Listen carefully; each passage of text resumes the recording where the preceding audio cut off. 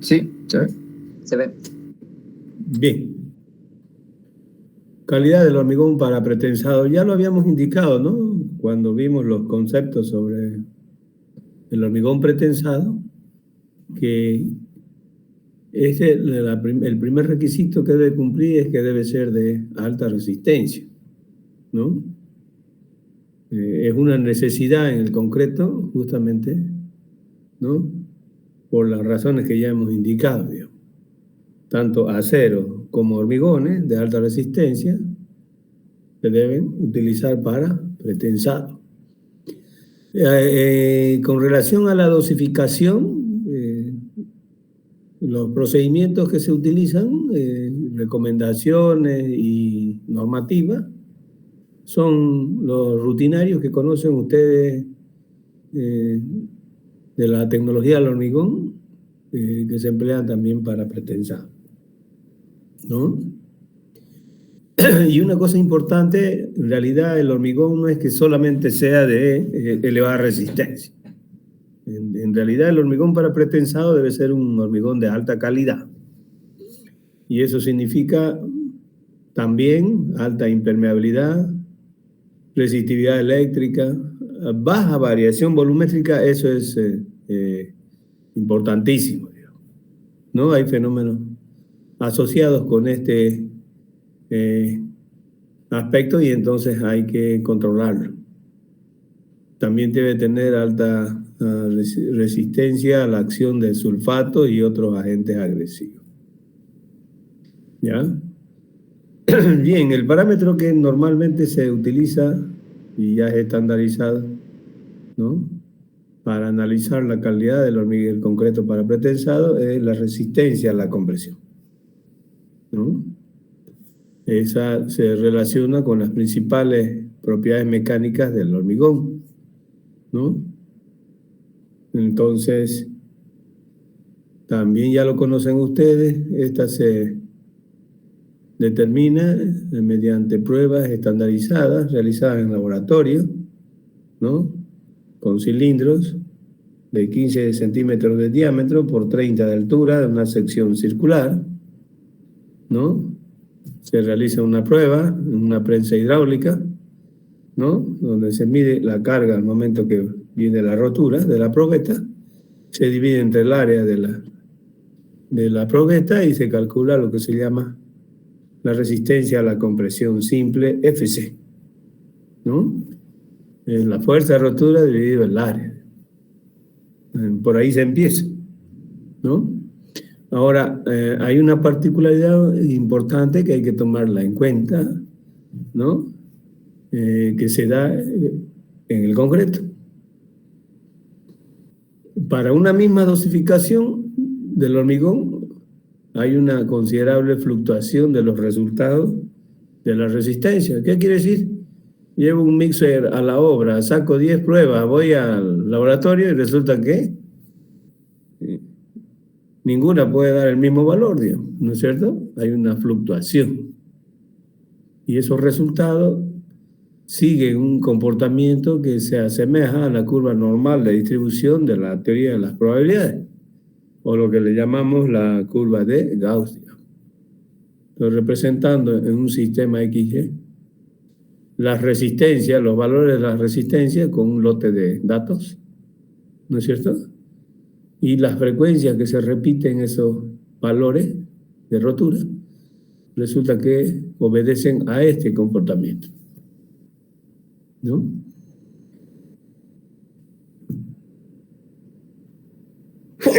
Perdón. Entonces, la distribución normal de resistencia en función de la frecuencia, como ustedes saben, es la veces que se repite un determinado valor de un número, ¿no?, una muestra, una población a realizar un análisis estadístico. En los estudios del concreto, los análisis estadísticos son comunes. Está normalizado, ¿no? Y ya ni siquiera se colocan los subíndices que están acá, ¿no es cierto? FCK, digamos, ¿no?, porque decíamos que era característico. En este caso lo estamos poniendo porque hay otros valores que no representan eso, ¿ya? Entonces, representando en un diagrama de esa manera, tenemos, ¿no?, el valor de la media que se encuentra en el centro de la curva, ¿no? Y eso corresponde al 50% del área que está por debajo de la curva, digamos. Entonces el 50 está a la izquierda y el 50% de esa área está a la derecha. Entonces, en función del valor medio, que se puede determinar como la sumatoria de los diferentes resultados de la prueba dividido el número de pruebas. En función de la media se define la resistencia característica, que ya ustedes lo conocen, ¿no? Es un valor mínimo estadístico por encima del cual se encuentran los resultados del 95% de los valores experimentales. Si eso lo miramos gráficamente, sería esto, ¿no? Tenemos FCM, ¿no? Y aquí tenemos la desviación estándar delta. Y entonces esto es delta, esto es un delta, y esto sería 1.645 delta, hasta aquí, ¿no? Entonces este valor que va desde el origen hasta acá en el eje de la resistencia sería el valor característico. O lo que se le llama también el cuantil, se le llamaba el cuantil 5%, ¿no? Es la probabilidad de que pueda haber un valor inferior a ese, ¿no? ¿Cómo se calcula? Muy sencillo, ¿no? Calculamos la media, como ya les indicaba, y después la característica, la media por 1 menos 1,645 delta, que es la desviación, el coeficiente de variación, ¿no? El coeficiente de variación que representa la dispersión de los valores respecto a la media, ¿no?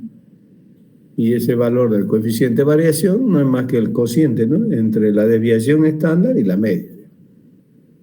Como ustedes conocen, la desviación estándar es raíz cuadrada de sumatoria desde 1 hasta n de las diferentes lecturas menos la media al cuadrado dividido el número de pruebas menos 1. Eso dividido el valor de la media nos da el coeficiente de variación, ¿no? O sea, muy rápidamente algo que ustedes ya conocen bastante a detalle. ¿Mm? ¿Por qué? Porque esto siempre tiene que ver, está relacionado con el proyecto. ¿El proyecto de qué? ¿No? Del elemento pretensado. Vamos a utilizar concreto y entonces hay que ver al menos, ¿no?, algunos valores para adoptar en el diseño, ¿no? Y eso está relacionado también con valores estadísticos. No es común hacer toda una estadística para elaborar el proyecto y adoptar el valor de la resistencia. Pero hay procedimientos simplificados, ¿no? Se pueden adoptar lo de esta ecuación haciendo unos pastones de prueba en laboratorio que no pueden pasar de 10 con, ¿no?, muestras representativas de los materiales de acuerdo a procedimientos, ¿no? Y resulta que calculamos la media. Y podemos adoptar el valor de delta en función de el tipo de control de los materiales que se vayan a utilizar cuando se haga el concreto. Y para ello hay diferentes tipos de control de los materiales, ¿no? En algunas obras se hace control riguroso, otro razonable y un control regular, ¿no? En función de eso está delta, ¿no? Se refiere al control, vaciado y elaboración del concreto. Riguroso serían los materiales que se intervienen en la mezcla, son medidos en peso, de tal manera que, ¿no?, el control es bastante preciso. La humedad de los agregados se controla frecuentemente por un método preciso también, ¿no?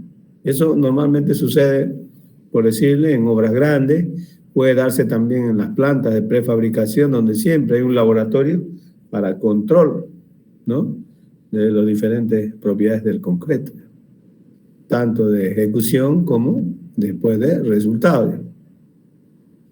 Entonces, el razonable es el que normalmente se utiliza y en ese se miden los agregados en volumen, el cemento en peso porque viene pesado, ¿no es cierto?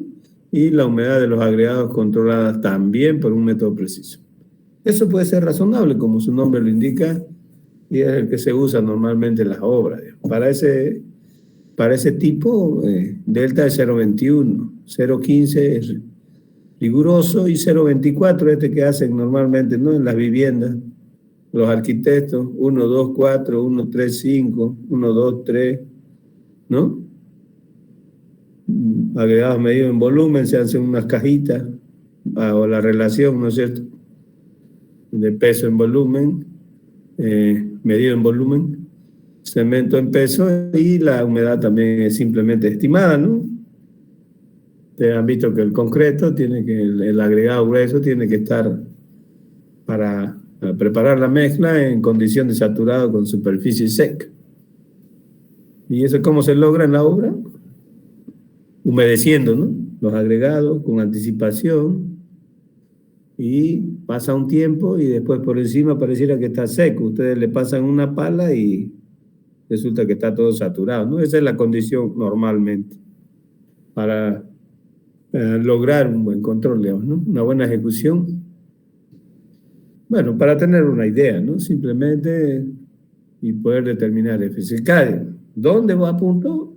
Al proyecto, ¿no? En los proyectos el ingeniero tiene que especificar el valor de FCK o F'C en función de la cual se van a dimensionar las secciones de las piezas pretensadas, ¿no? Y ahí hay varias normas, ¿no? PIP, ACI, ASTO, ¿no? Y recomiendan, ¿no?, ciertas normas o reglas a seguir para la elaboración del hormigón en los proyectos.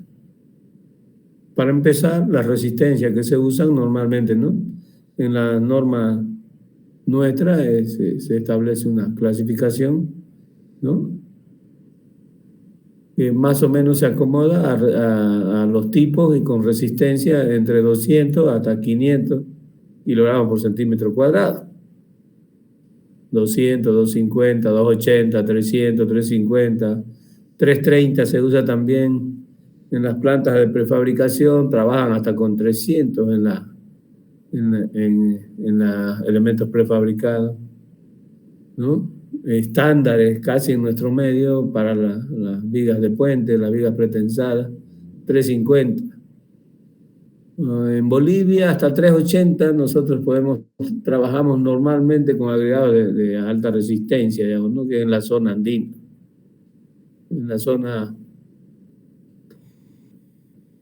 plana, de origen aluvial, los agregados no dan por encima de los 380, es difícil encontrar, conseguir una mezcla por encima de ese valor. Tendrían que ser hormigones especiales, ¿no es cierto? Por eso los tengo yo aquí, resaltaditos con verde, ¿no? 300, 350, 400, no más, ¿no? Por ahí veía circular unos videos con hormigones pretensados con 500 kilogramos por centímetro cuadrado. Hagan coste y van a saber cuánto le va a salir, ¿no es cierto?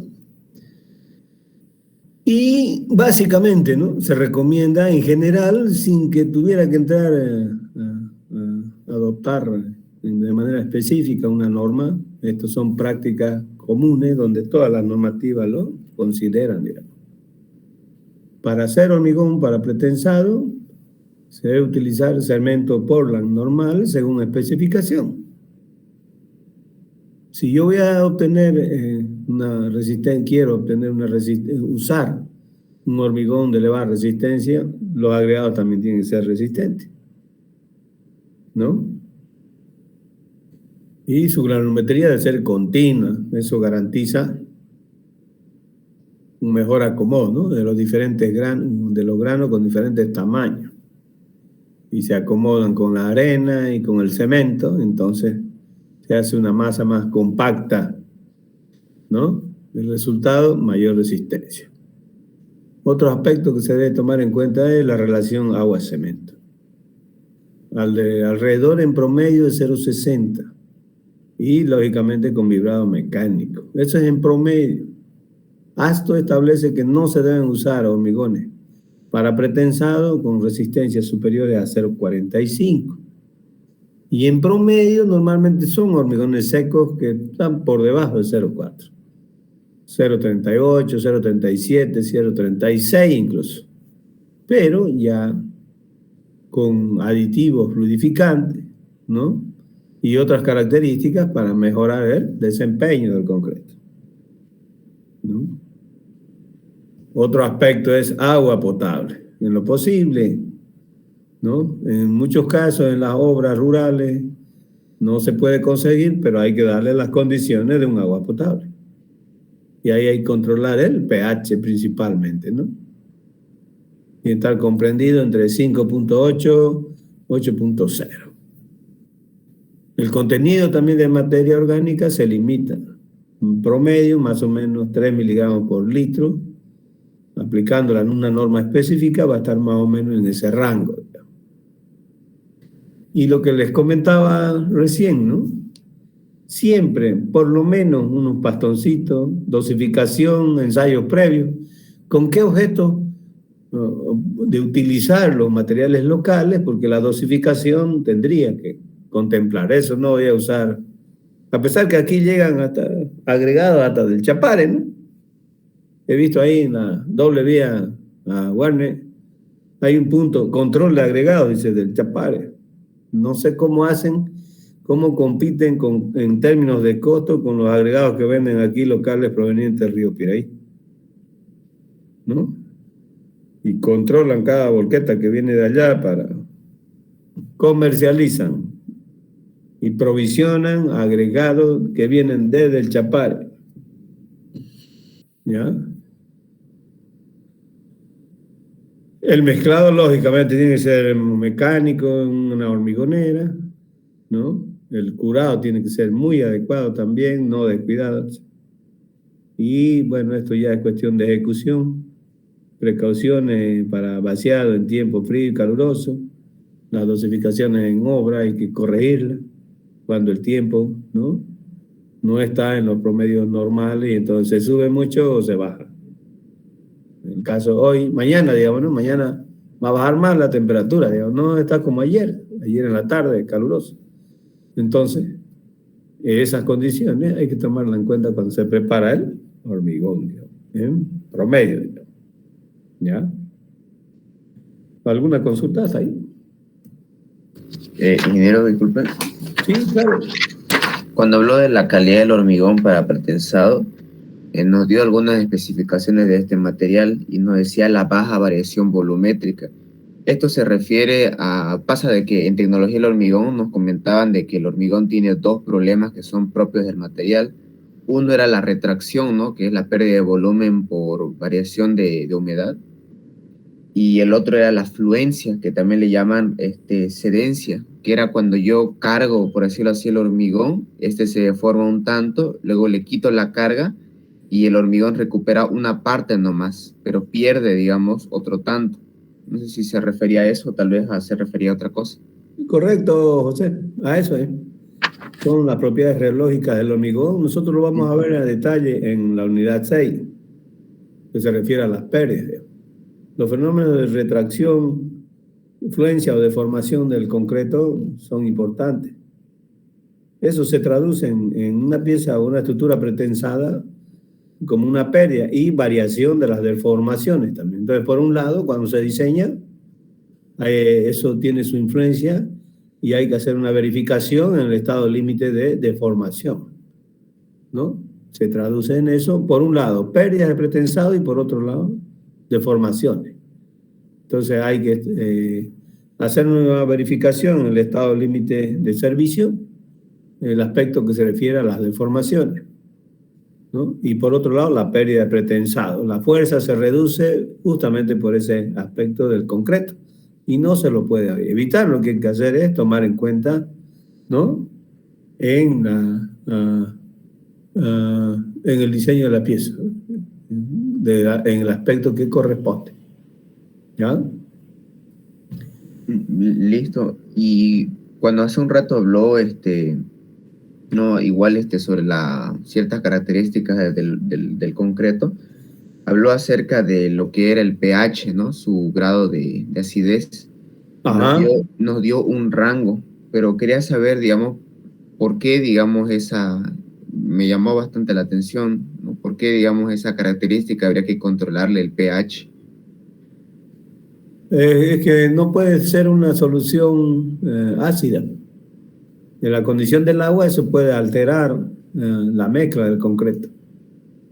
Entonces, ustedes saben que el pH nos da una información con relación al grado de acidez que tiene una solución, ¿no es cierto? Y la solución puede ser ácida o puede ser básica, ¿no es cierto? Entonces, no tiene que ser ácida, ni estar controlada. Y si hay que tratar el agua, por eso le decía, es importante la zona, ¿no? Pues si yo voy a hacer un puente en el río San Julián, no voy a sacar agua pues de acá de Paila, ¿no es cierto? Yo tendría que sacar el río San Julián porque está ahí en la orilla donde estoy haciendo el puente. Tengo que darle las condiciones, ¿no? Normalmente se hacen análisis que tienen que ver con esa característica, hay que controlar, ¿no? En las zonas mineras, por ejemplo, eso es bastante afectado y hay que controlar, digamos, ¿no? Entonces, ahí está una idea, ¿no? La especificación está a detalle en las normas, ¿ya? Bien, seguimos.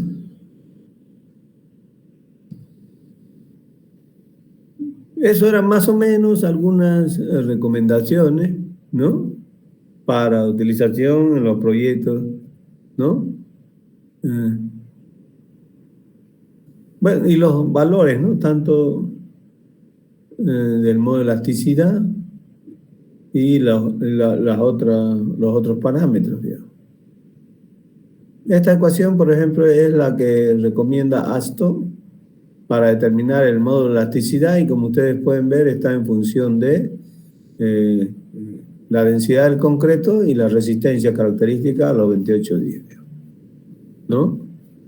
E sub C igual a 0.043 gamma C a la 1.5 raíz cuadrada de F' C, ¿no? Para resistencia normal con gamma igual a 2320 en kilogramos por metro cúbico, esto se traduce en una ecuación que dice 4800 raíz cuadrada de F' C. Pero F' C en este caso estaría ya en megapascales, ¿ya? Esa es una ecuación, digamos, ¿no? Y hay otros parámetros también, como el coeficiente de Poisson, ¿no? Si se determina algo diferente en ensayos físicos, claro que sí, digamos, ¿no? Pero normalmente, ¿qué hacemos nosotros? Asumir lo que establece la norma, ¿no? En este caso, Aston recomienda adoptar un valor igual a 0,2, ¿no? Y esto que es aspecto importante, a pesar que lo que se hace en diseño de piezas pretensadas para el aspecto de la fisuración es verificar, digamos, ¿no? Entonces, el efecto del coeficiente de Poisson se puede despreciar en los componentes que se anticipa estarán sujetos a fisuración como las piezas de hormigón armado. Y esto sí es importante porque esto también nosotros debemos controlar la especificación para puentes está tomada con módulo de ruptura, ¿no? F sub R a la atracción del hormigón se puede tomar como, para hormigones de densidad normal, es 0,63 raíz cuadrada de F' C. Estos valores es importante porque me dicen qué tanto puede traccionarse en flexión y también la resistencia a la tracción. En este caso, F' C se expresa en megapascales, ¿no? Y ya con hormigones con otras características que no son los que usamos, digamos, se toman, ¿no? Agregados livianos, 0,52 raíz cuadrada de F'C y agregados de baja densidad, 0,45 F'C. Hormigones normales es 0,63 raíz cuadrada de F'C. Te pueden darse una idea más o menos, fíjense. A F'C, que sería la resistencia a la compresión, le voy a sacar la raíz cuadrada y te voy a multiplicar por un factor menor a 1. Entonces pueden darse una idea más o menos en qué valores andamos. Y el análisis para la verificación a la fisuración es el valor con el que se trabaja. Y en la solicitación bajo carga de servicio para verificación de los valores de las tensiones, este valor también se usa para controlar, que es la resistencia a la tracción, ¿no? Entonces, la resistencia a la tracción directa se puede estimar como F sub R igual a 0,62 raíz cuadrada de F'C. Fíjense, es casi, ¿no? La diferencia son unos centavos, ¿no? Una centésima, pero se hace con una prueba, como ustedes saben, y con otra. A ver, García, ¿cuál es la diferencia? Esta prueba, ¿cómo se hace? Y esta otra, para el módulo de ruptura. ¿Cuál es la diferencia entre estas pruebas?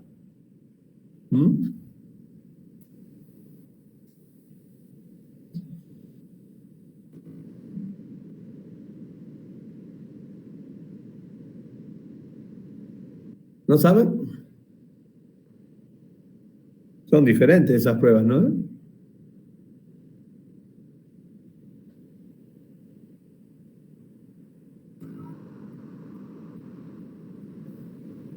La resistencia a la tracción se determina según normativa ASTM, ¿no? Con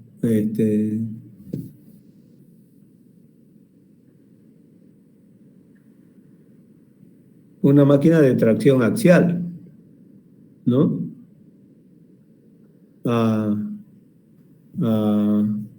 Pruebas o molduras que se hacen con el mortero del concreto que se va a fabricar. No se hace con agregado. Y son unas especies de muestritas así con forma que puede enganchar la máquina de tracción, ¿no es cierto?, con una sección rectangular. Y como deben conocer ustedes, el modo de ruptura se hace en el ensayo de la viga con 3 puntos, una viga cuadrada, se aplica en los tercios una carga y rompe, digamos, con una, ¿no es cierto?, compresión en la parte superior y una tracción en la parte inferior. Y ahí se determina esto es módulo de ruptura a la flexión y esto es tracción axial. Pero fíjense, andan más o menos en los mismos valores. ¿Cuál trabajamos? Trabajamos para verificar fisuración en el diseño y esta para verificar tensiones bajo carga de servicio, de tracción, que lo vamos a ver seguidamente. Y para ubicarnos, digamos, en el marco de la aplicación, ya hablando a las piezas pretensadas, en función de esa resistencia o ese valor de trabajo en tracción del concreto, ACI establece una clasificación y la otra la establece ASTO.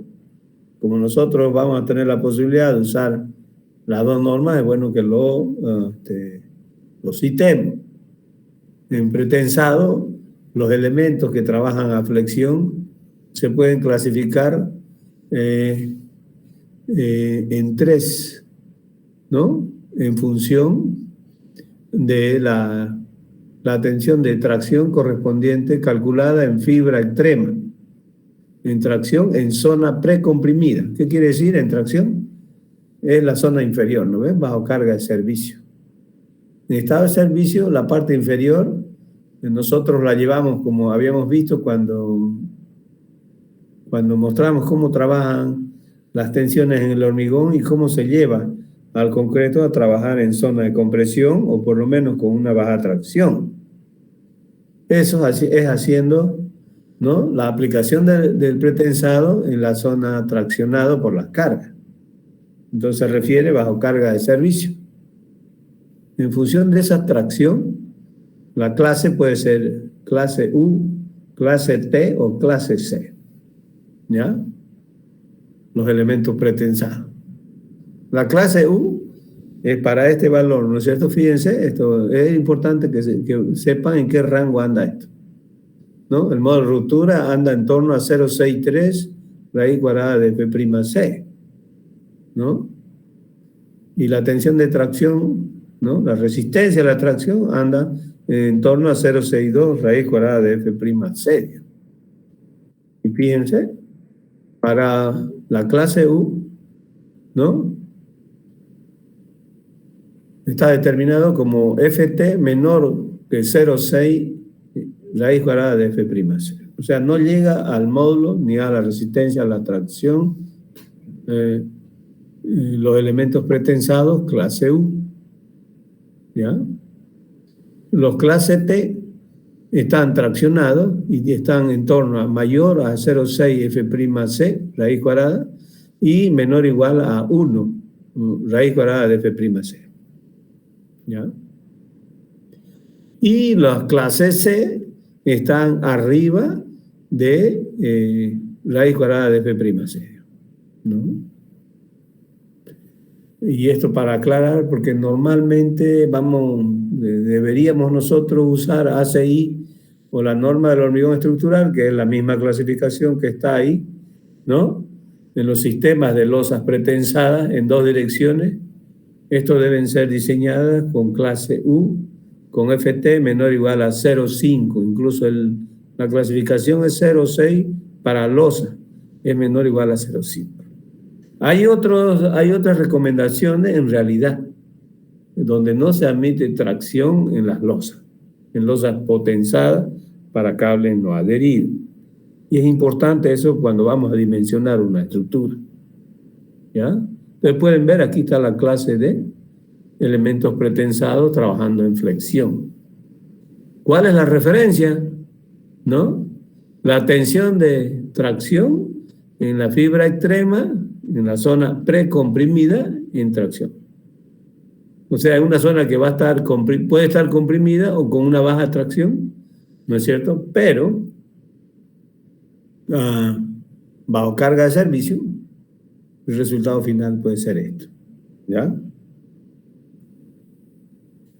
Y paralelamente, para el caso de los puentes, ASTO establece una clasificación y una consideración que es la de pretensado y pretensado parciales.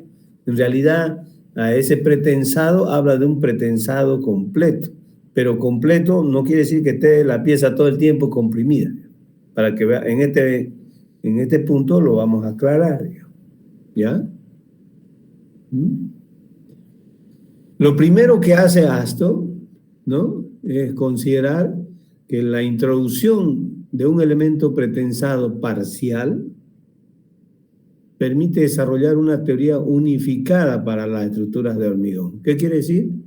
¿No?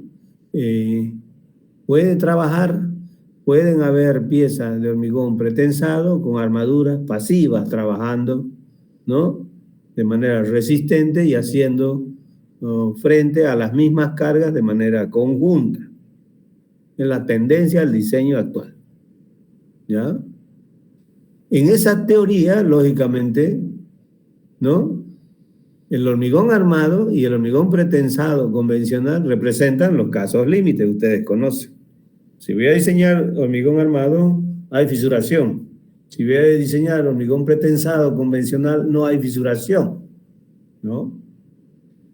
Entonces, el pretensado, de ahí que el pretensado parcial se puede considerar un concepto de diseño que corresponde ya a aplicaciones o una combinación de la misma de acuerdo con esto, ¿no?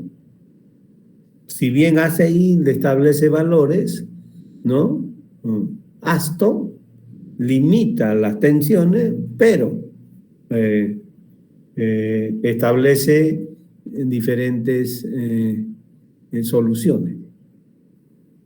La primera, un elemento de hormigón armado, fíjense, con una combinación de armaduras pretensadas y no pretensadas, diseñadas para resistir conjuntamente las mismas solicitaciones, lo que yo les comentaba. Si el elemento es de hormigón armado, seguro que va a estar fisurado. Entonces, ese, si lo contrastamos, podría decir, sería la clase C, digamos, ¿no? Ft mayor o igual a F', C, ¿no? Esa sería una solución. El otro es un elemento de hormigón pretensado, diseñado para fisurarse por tracción bajo carga de servicios. ¿Ya? Ese básicamente es una pieza donde la armadura principal es la armadura pretensada, pero se va a fisurar. ¿Ya? ¿Considera el procedimiento? Sí.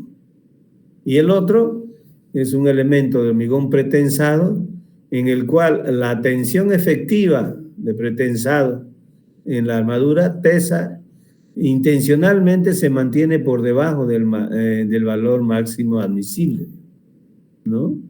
Ese es el caso de la mayoría de los sistemas pretensados donde los cables son sistemas de cables exteriores, digamos, ¿no? Y ahí trabajan muy por debajo, ¿no? Las armaduras de pretensado. El resto de los casos corresponde a pretensado total, ¿ya? Para que tengan una idea. ¿Está claro? Esto es importante porque en función de eso vamos a direccionar el diseño, ¿ya?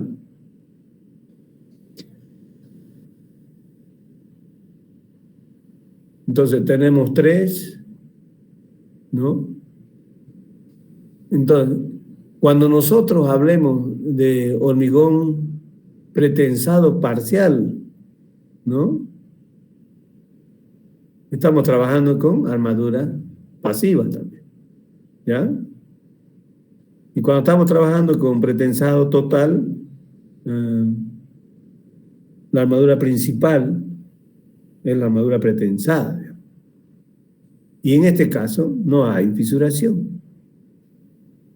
Ese se diferencia con este otro, que es un elemento de hormigón pretensado diseñado para fisurarse por tracción bajo cargas de servicios. ¿Ya? Para los que no saben, seguramente deben conocer ustedes si han llevado hormigón armado, teoría de los estados límites. ¿Ya? Y cuando hablamos bajo cargas de servicio, ¿no? Ahí no hay falla de la pieza, ¿no? Está siendo utilizada, ¿no? Con sus cargas normales, sin aplicación de factores, ¿ya? Entonces, ahí tenemos todo el marco general, digamos, para la aplicación del concreto, ¿ya? Ahora, ASTO establece también y exige que en la documentación técnica se identifiquen 2 resistencias, no una, ¿ya? F'(C) y F'(6). ¿Cuál es la diferencia de eso? Para cada elemento, ¿no? A detalle ya cuando tenga que diseñarse se puede ir y referirse al artículo 594, digamos, ¿no? Que estructuras de hormigón se llama en la especificación ASTO EFD, y esta sería resistencia a la compresión a los 28 días, y esto es a una cantidad determinada de días, ¿ya? Ambas se usan, ¿no?, para controlar los esfuerzos en el hormigón en diferentes etapas. Principalmente en el momento de la transferencia, cuando se hace el pretensado, ¿no? Ahí hay que tomar en cuenta F'Ci, que es este, ¿ya? este para cargas de servicio y este para transferencia o cuando se tesan los cables y se aplica al hormigón, ¿no? La compresión, ¿ya? Y eso ya en la norma se establece requisitos, ¿no? Que se deben satisfacer para los anclajes, transferencia por adherencia, ¿no? O a veces también flechas y contraflechas que deben controlarse. Eso ya se ve a detalle cuando se tenga que diseñar la pieza. Aquí estamos dando los lineamientos generales a propósito del estudio del concreto. ¿Alguna consulta hasta ahí? ¿Alguna duda?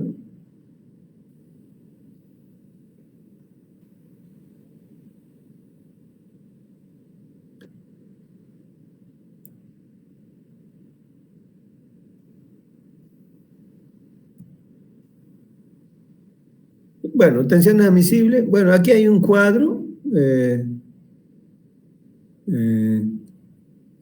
donde están los valores de ACI, la NBR 2003, pero iríamos más bien al detalle de ACI y AST, ¿ya? Para no chiparnos. Aquí tenemos los límites para las tensiones en el hormigón. Como decía el comentario que indicábamos anteriormente, ¿no? Las tensiones en el hormigón deben limitarse a valores máximos admisibles en las diferentes etapas de ejecución de la pieza y bajo carga de servicio. ¿En función de qué se determinan esos valores? Normalmente en función de la resistencia a la compresión.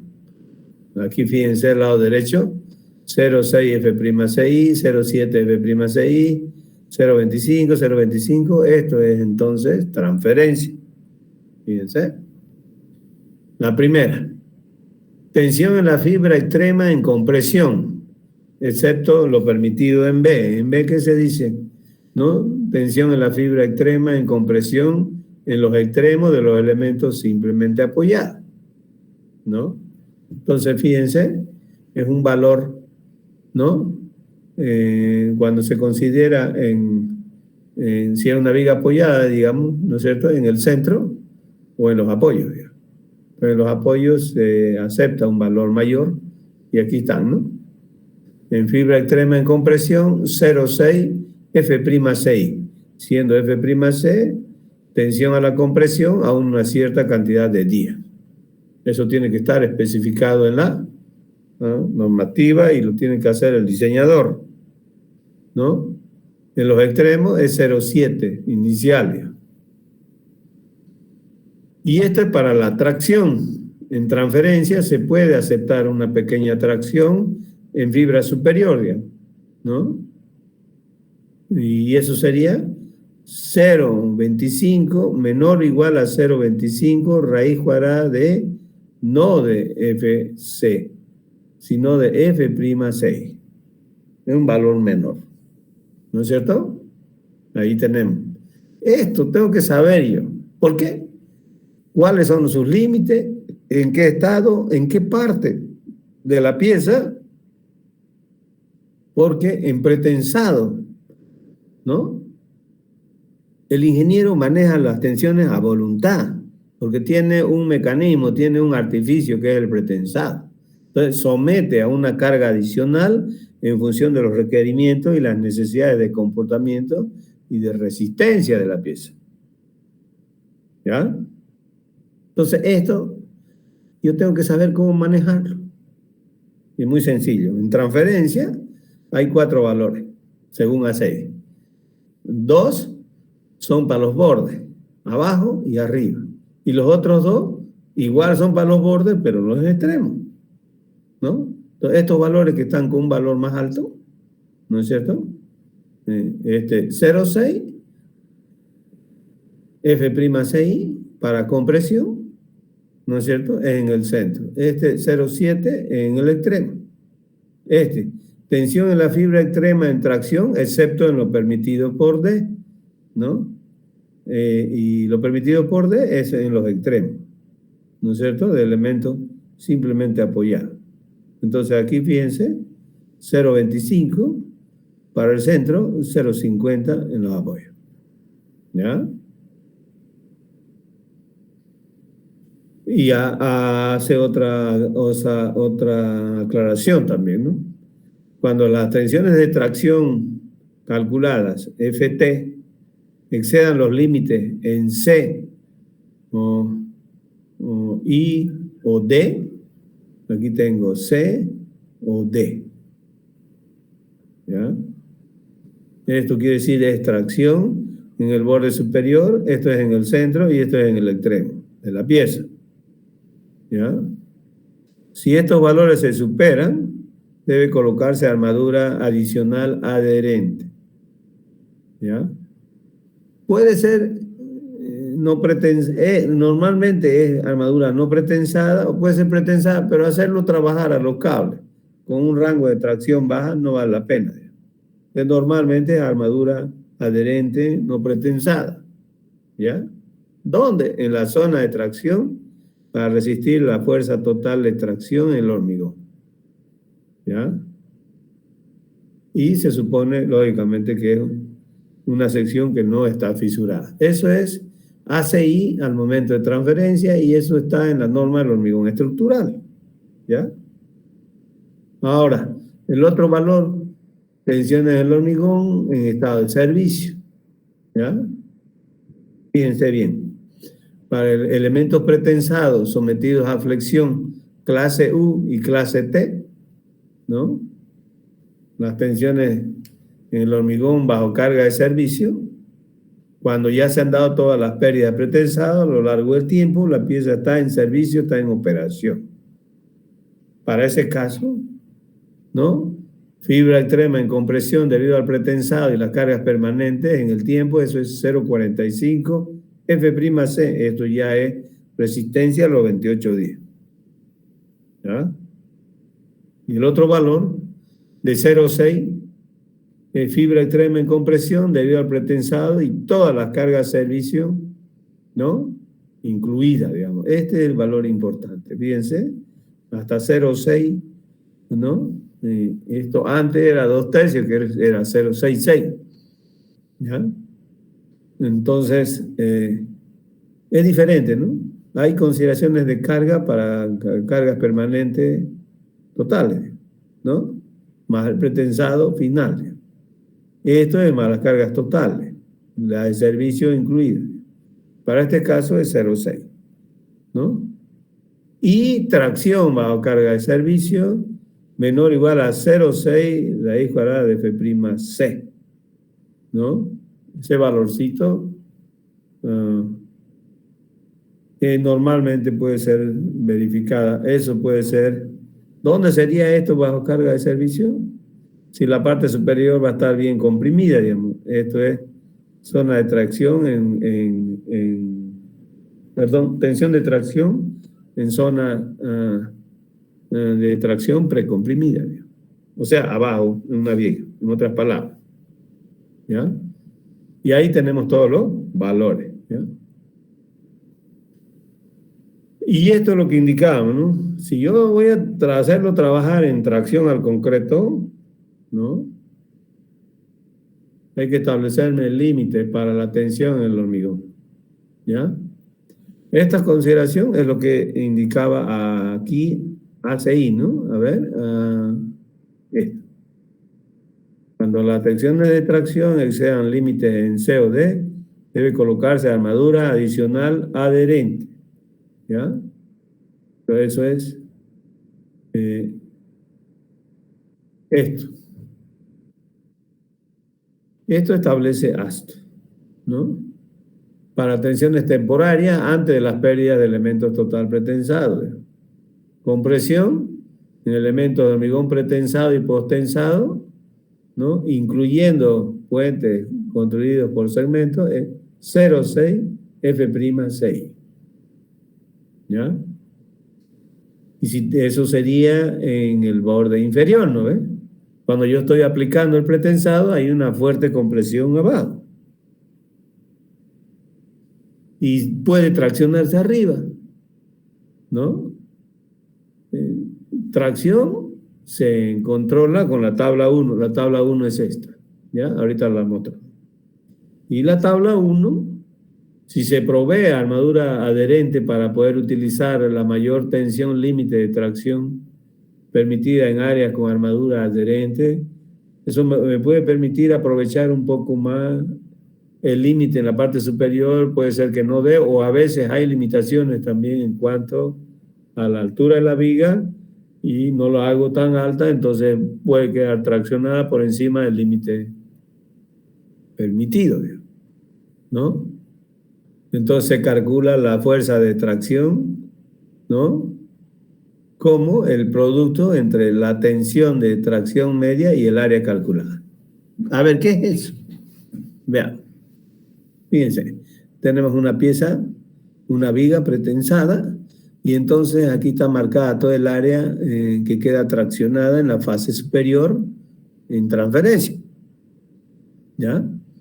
Entonces, en la altura que influye, se calcula la tensión uniforme, digamos. Entonces, nosotros calculamos por las ecuaciones, ¿no es cierto? Esa sería la tensión uniforme inferior, compresión, y aquí arriba tracción. Este valor de tracción, FSI superior, ¿no?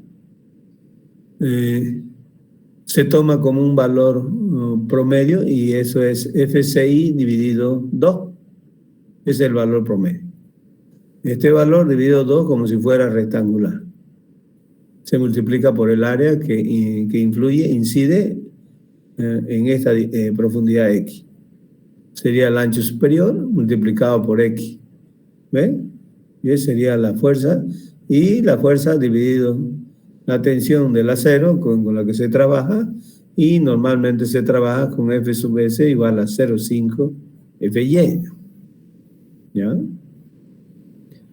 Y eso más o menos son 206 megapascales. Como pueden observar, el acero trabaja con otro rango de tensiones cuando voy a ponerlo trabajando, resistiendo esfuerzo de tracción en una pieza pretensada. Muy sencillo, ¿no es? Fíjense. Calculo la resultante T, que es esta área de influencia en la parte traccionada. Y calculo esta área la distribuyo en la zona traccionada, ¿no? Como armadura, ¿no? Trabajando en tracción. Pero en una pieza pretensada. Se puede colocar. Se puede calcular también de la misma manera abajo, bajo carga de servicio. ¿Ya? Pero este es el caso más corriente. ¿Ya? Porque lo otro, abajo lo puedo controlar con el pretensado. ¿No es? ¿Está claro? Ese lo establece ASTO, ¿no? Y aquí la tablita no necesitamos explicarla toda, ¿no? Fíjense, esta sería. Ya con segmentos, hay otras divisorias para consideración, ya entraríamos muy a detalle en el diseño de puentes. Pero básicamente, en todos los puentes, excepto los puentes construidos por segmento, aquí tenemos los valores de límite para la tensión de tracción temporal en el hormigón antes de las pérdidas de pretensado. ¿Dónde es eso? Normalmente en el borde superior de la viga, cuando se está pesando. En la zona de tracción precomprimida, sin armadura adherente, eso es abajo, ¿no? No aplica, porque está fuertemente comprimido abajo, ¿no ves? Esto, a eso se refiere. Fíjense, ¿dónde es? Arriba. En áreas fuera de la zona de tracción precomprimida y sin armadura auxiliar adherente, entonces no se acepta más que 0,25 raíz cuadrada de F'6. Eso, más o menos, no es más que 1.38 megapascales, que hacía, calculando de manera aproximada, o a grosso modo, son 14 kilogramos por centímetro cuadrado. Entonces yo pudiera trabajar con una pieza en tracción, en transferencia, máximo 14 arriba. ¿Está claro? Eso. ¿No? Entonces, menor o igual a 1,38 megapascales. 10, 19, 78, esto da 14. ¿No? Y en áreas con armadura adherente, barra o acero pretensado, suficiente para resistir la fuerza de tracción del hormigón calculado. Esto con 0,5 es todo esto que hemos puesto acá. ¿No ven? Miren esto. Si va a llevar armadura, voy a permitir tracción en transferencia. Eso tengo que calcularlo. Eso depende del estado de las cargas y las tensiones que yo obtenga al diseñar la pieza. No lo voy a plantear al inicio. ¿Ya? Por eso le decía yo, se manejan las tensiones a voluntad del diseñador también, siempre y cuando manejándose dentro de los valores admisibles. ¿Y esto sería cuánto? 0,63 raíz cuadrada de F'6. Es la máxima tracción que se puede, ¿no? Permitir arriba. Digamos. ¿A cuál valor se refiere? A este de arribita. ¿Ya? Esto. Yo calculo con las cargas, ¿no? He aprendido, incluido el pretensado, la carga, ya sé cómo calcular aquí abajo, cómo calcular aquí arriba, y eso que todavía no hemos entrado en teoría de flexión. Pero ya sé cómo calcular las tensiones con el pretensado. Eso sería en transferencia. ¿Alguna pregunta hasta ahí?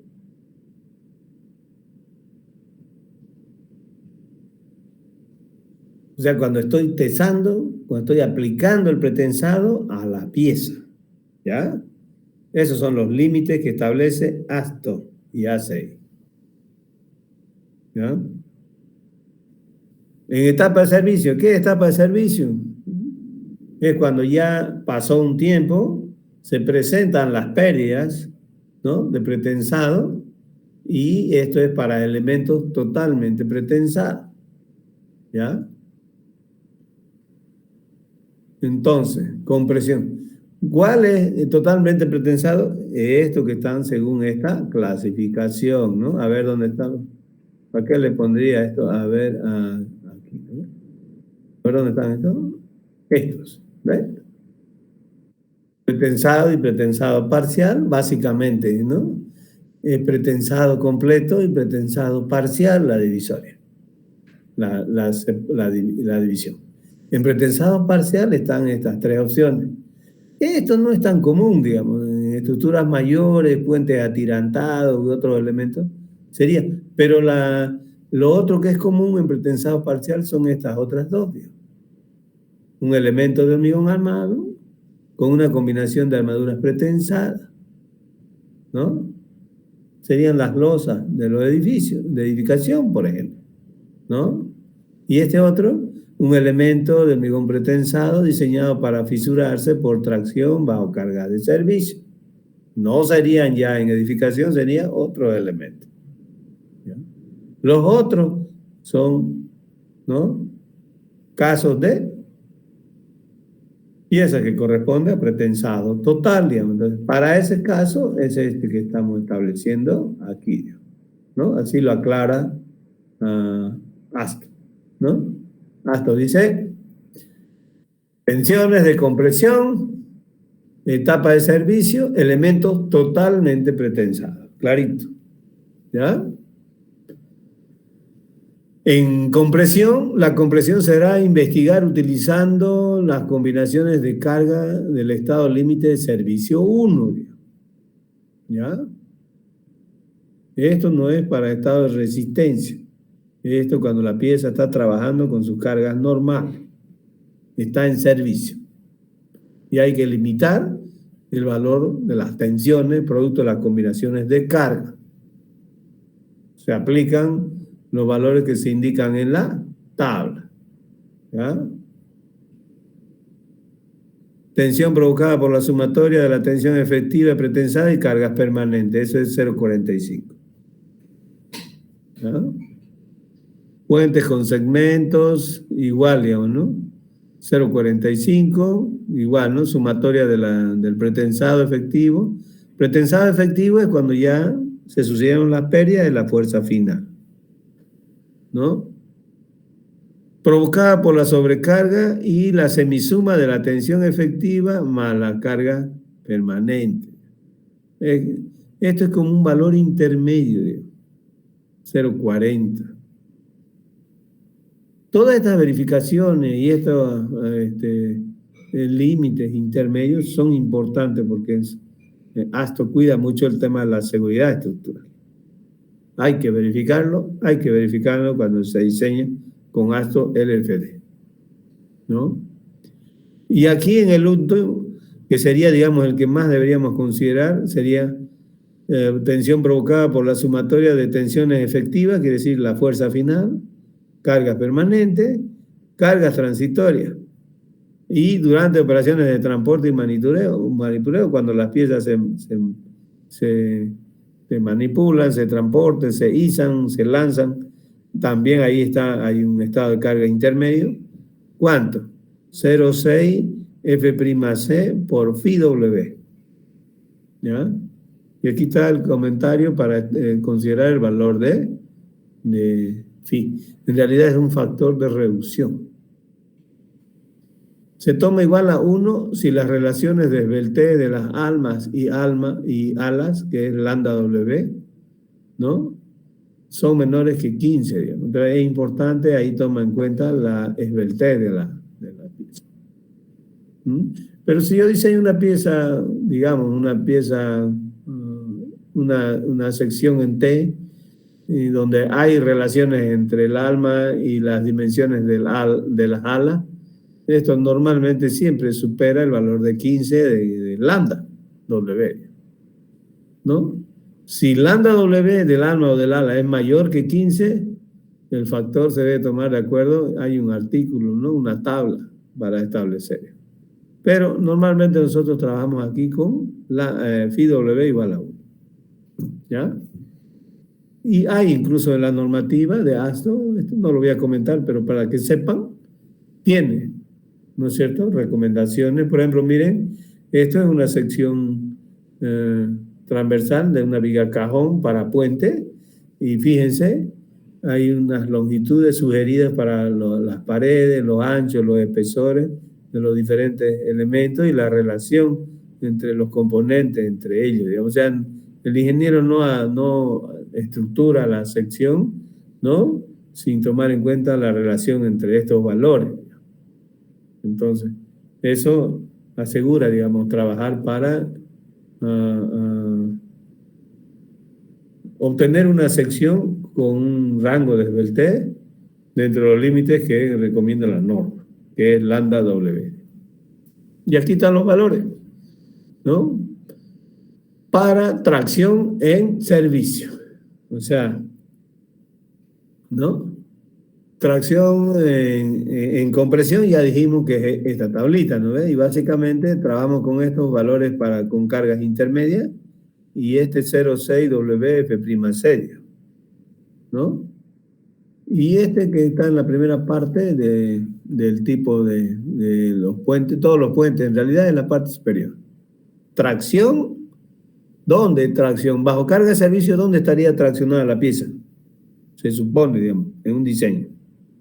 En la fase inferior. Ahí tendría 0,5 raíz cuadrada de F'C para elementos con tendones pretensados o armadura adherente sujetos a condiciones de corrosión leve o moderada. ¿Ya? Cuando esta condición es severa, esto baja a la mitad, que es 0,25. ¿Ya? Para elementos con tendones de pretensado no adherente, tracción nula. ¿Ya? No, si yo voy a usar un sistema de cables post-tensado, no se puede dejar traccionar la pieza en ninguna fase bajo carga de servicio. Es lo que le decía, ¿no ve? En el caso de las losas con cables no adheridos para entrepiso, en particular, ASTO establece que esto tiene que ser mayor que 0. O sea que no tiene que haber tracción en la viga. ¿Está bien? Pues bueno, ese es un panorama más o menos, para no llenarlos mucho, pero como pueden observar, hay que hacer consideraciones adecuadas para que la pieza, al diseñarse, lógicamente cumpla o esté entre los rangos establecidos para cada uno de los estados límites. ¿Cómo diseñaría una pieza pretensada? ¿Ya? bajo carga de servicio en el estado del límite de servicio 1. Así se diseñan las piezas pretensadas, principalmente los puentes. No se diseñan en rotura o en estado límite de resistencia, como se diseñan normalmente las piezas de hormigón armado. Pero sí se verifica el estado de resistencia, ¿no? Donde están las cargas mayoradas con sus factores. O sea, en realidad todos los estados límites se tienen que verificar de acuerdo al tipo de pieza. Eso es ya a detalle, ¿no? Nosotros vamos a ver en particular las vigas pretensadas. Y ese es el alcance de nuestro curso, digamos. En puentes se ve con mayor amplitud, digamos, ¿no? Y esta aclaración de abajo no es importante. Ver el cálculo del área de armadura adherente requerida en la figura C5954121. ¿Qué es eso? El detalle del cálculo de armadura arriba se puede usar el mismo criterio para trabajar abajo, ¿no? Le he mostrado, ¿no es cierto?, en detalle. O sea que se puede permitir una pequeña tracción bajo carga de servicio moderada, la pieza trabajando ya con sus cargas finales en ese estado, con este rango de tracción. Si es, bueno, nosotros más o menos estamos en la condición 1, y eso sería en la primera, digamos, ¿no?, que está aquí como tendones de pretensado o armadura adherente sujetos a condiciones de corrección leves o moderadas. Para ese caso es 0,5 raíz cuadrada de F'C. Y este valor está cercana a la resistencia a la tracción del concreto. Pues, ¿cuánto habíamos mostrado especificado según la norma? 0,62 raíz cuadrada de F'C. Y para el módulo 0,63 no está tan lejos para una situación leve o moderada, ¿no? Lo que sí, en este caso, habría que verificar si es un poquito mayor este valor, hay que ponerle armadura de tracción, no pretensada. ¿Sí? ¿Está claro? Bien, ¿alguna consulta hasta ahí?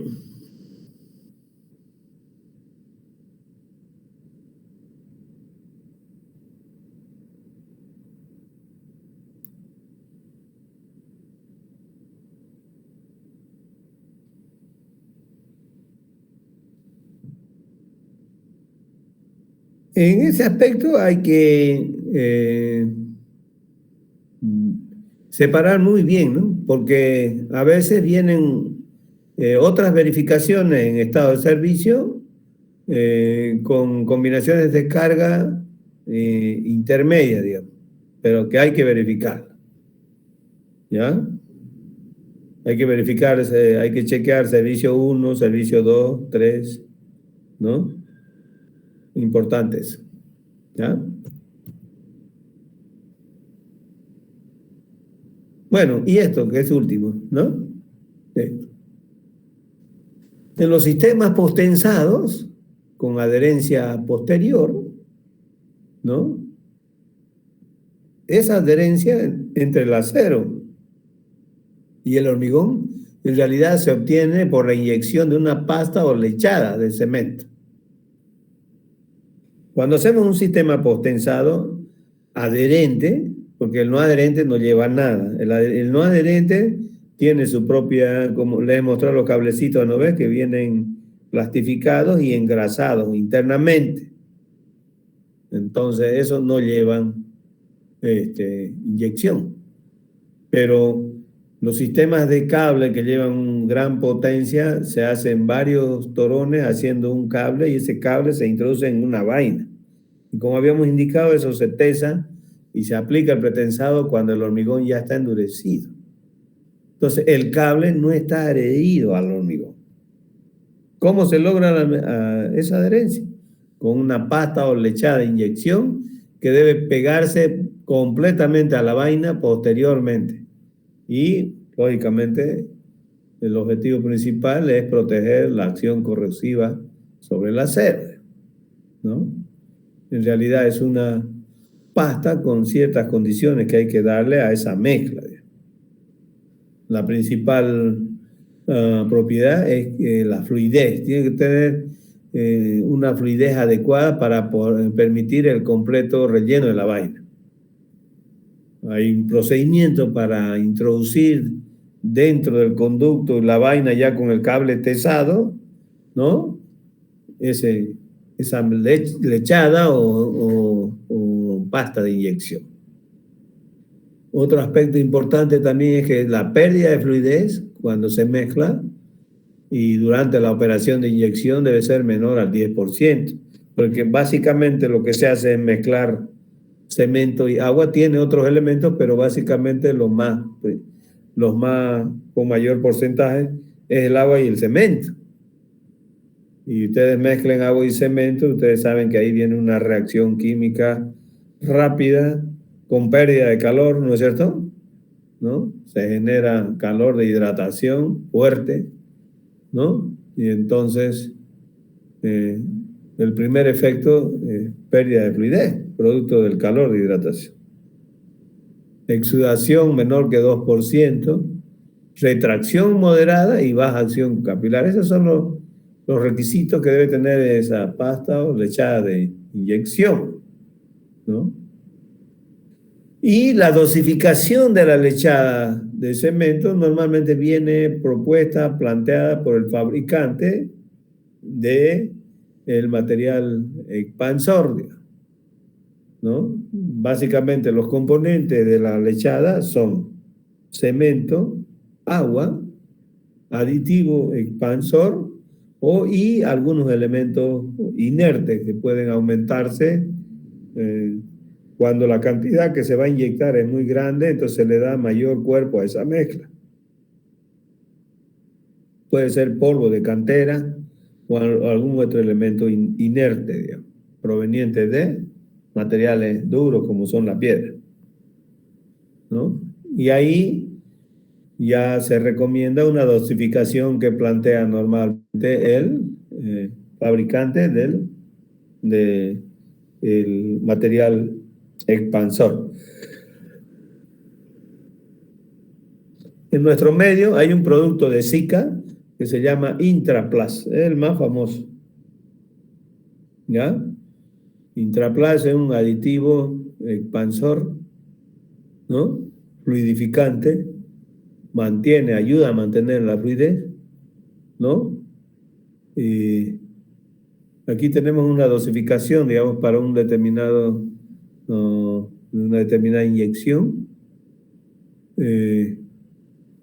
Relación agua-cemento está al límite, ¿no? 0,45, no se usa más, ¿no? Bueno, la idea es tener una mezcla fluida, pero tampoco le voy a echar tanta agua, digamos, porque lo tengo que bombear, ¿ya? Entonces se controla esto con máximo 0,45, ¿no? El porcentaje respecto al peso del cemento, 2%, ¿no? Y bueno, aquí están los otros datos, ¿no? Volumen del mortero, cuánto se echa por litro, el tiempo de mezclado es importante, 4 minutos. La fluidez, ¿cómo se controla? Hay un ensayo, ¿no? Donde se tiene un recipiente, se lo llena ese recipiente en un tiempo, se mide cuántos segundos, digamos, ¿no? Entre 9 y 15.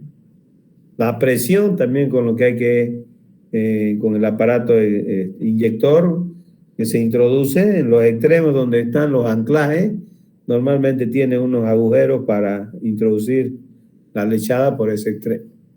Cuando no hay que hacerle uno especial que, ¿no? De alguna manera se accede a la vaina con un piquito soldado, eso lo sacamos con una manguerita hacia afuera, hacia el extremo de la pieza, lateralmente, y ahí se puede conectar el pico de la bomba inyectora. La bomba inyectora es una bomba de presión que inyecta a alta presión la lechada de cemento, ¿ya?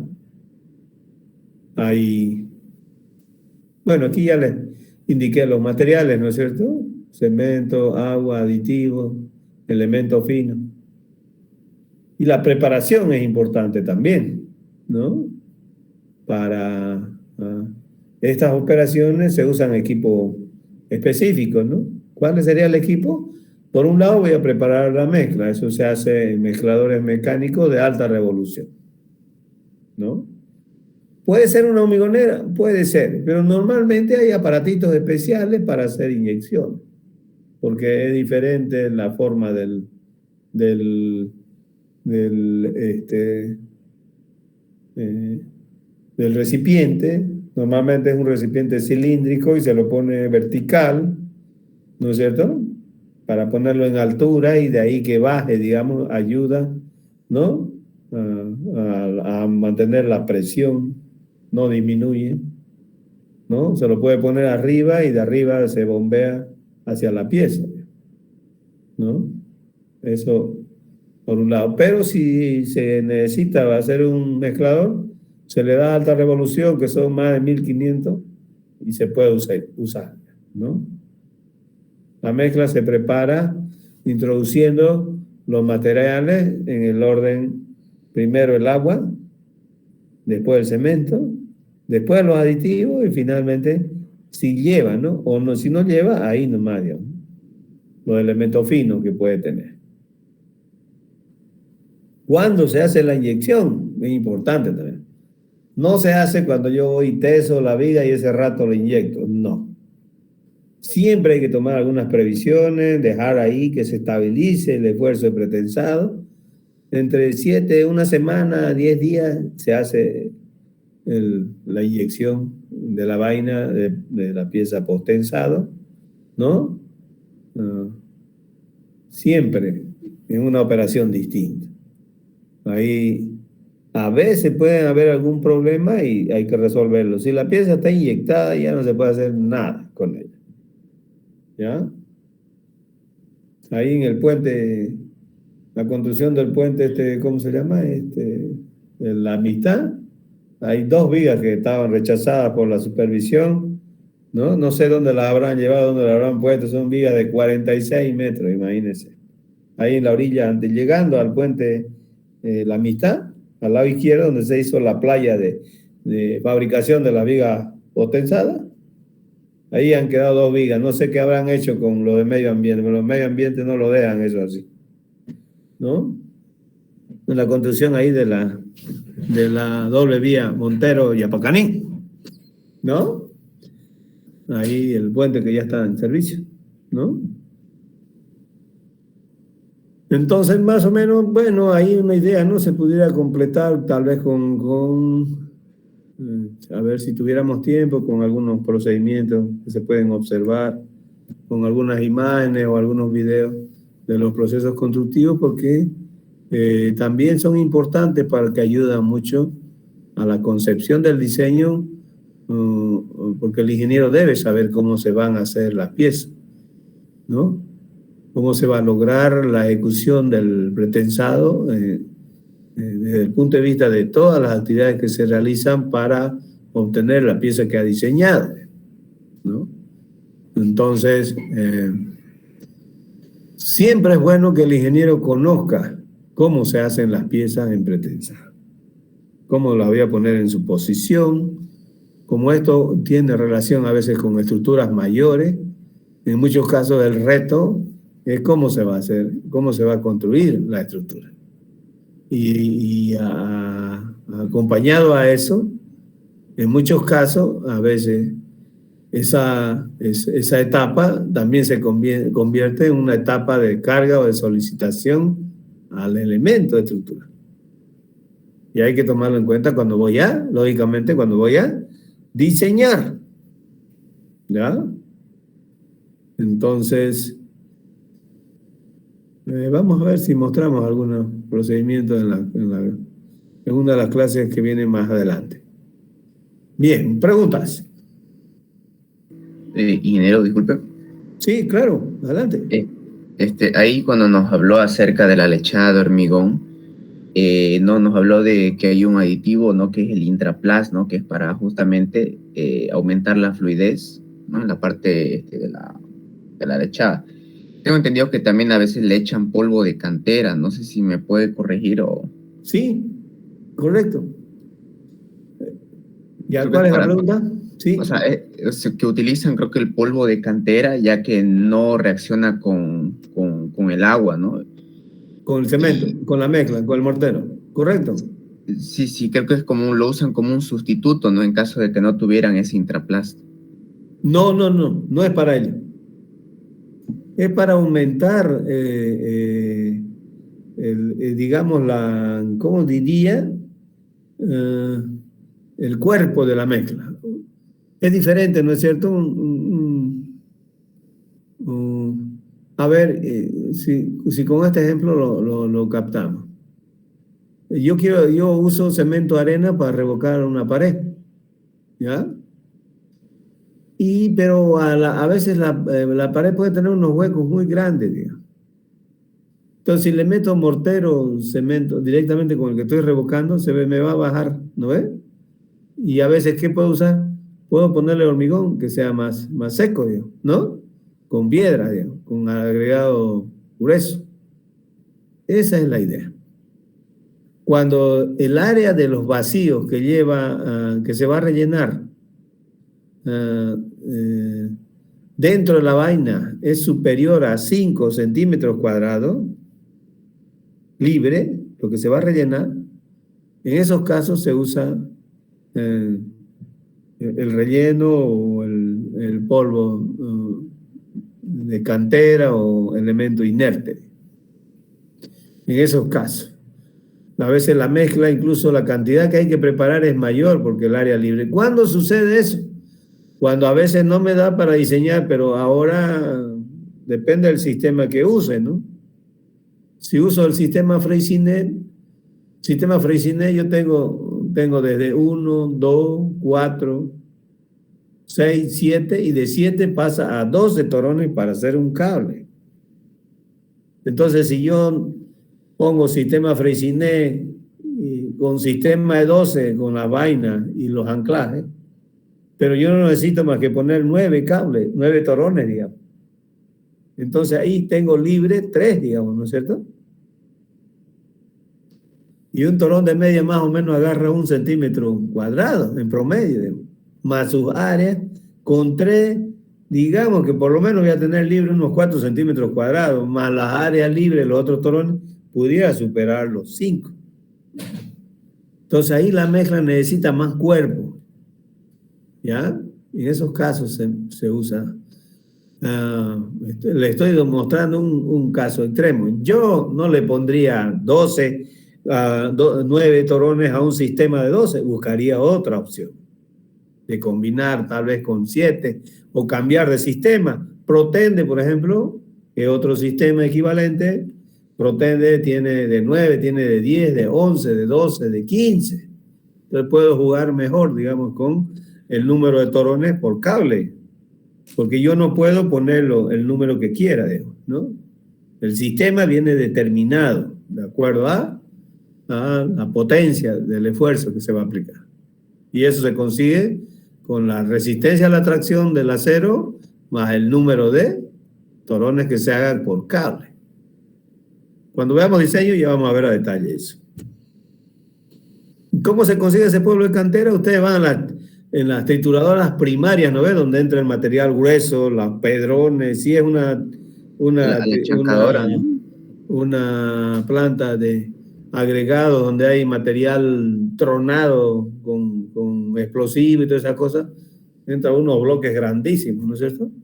Cuando esos bloques grandes entran a la trituradora y empiezan a fracturarlo, se levanta un polvo que da miedo hacia arriba, ¿no ves? Y eso se asienta de a poquito, así en los extremos, en las planchas que hay al contorno alrededor de la misma trituradora. Y día por día acá los que hacen mantenimiento lo sacan con pala, con su palita, lo que hacen mantenimiento. Hay material ahí siempre para... Ya estaba preparadito, digamos, ¿no? Polvo de cátedra.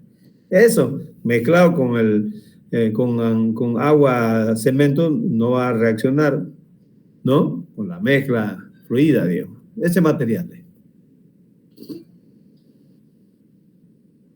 Bien, ¿alguien más?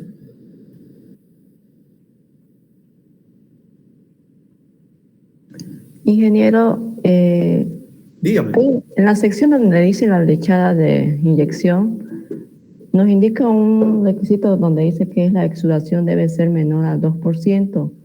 Por lo tanto, cuando se va a aplicar la lechada, en ese momento el clima tiene que ser no muy caliente, ya que en regiones donde a veces la obra se da, son más que todo como puede haber esos climas donde pueden ser mayores las temperaturas de 25 o 30 grados. Eso hay que tenerlo muy en cuenta. En realidad la exudación es una propiedad un poquito rara que ustedes la pueden observar, ¿no? ¿Cómo observan ustedes la exudación? En primer lugar, tiene que ver también la condición de humedad exterior en la zona donde está haciendo la pieza.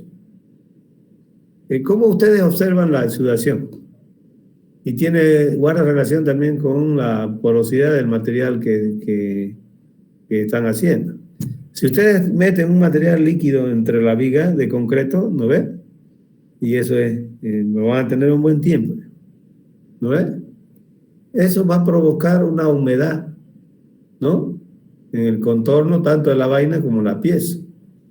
Y lo van a ver como unas gotitas de agua en la parte externa de la pieza. Esa es la exudación, ¿no ves? Esa se conforma con material de humedad adentro tanto como la de afuera. Esa es la exudación. Como que la pieza suda, digamos, ¿no ves? Porque está bañada en líquido por dentro, digamos, ¿no? Eso no tiene que ser más del 2%, hablando en volumen, ¿ya? Se controla también. Es un fenómeno que se da en un proceso de inyección, ¿ya? Tiene que ver también la temperatura, Saldaña, ¿no? Saucedo. Tiene que ver la temperatura, sí, pero más que eso, la humedad relativa del ambiente, ¿ya? Y la mezcla de inyección, lógicamente. Si es muy líquida, va a haber más exudación, ¿no? Bien, ¿alguien más?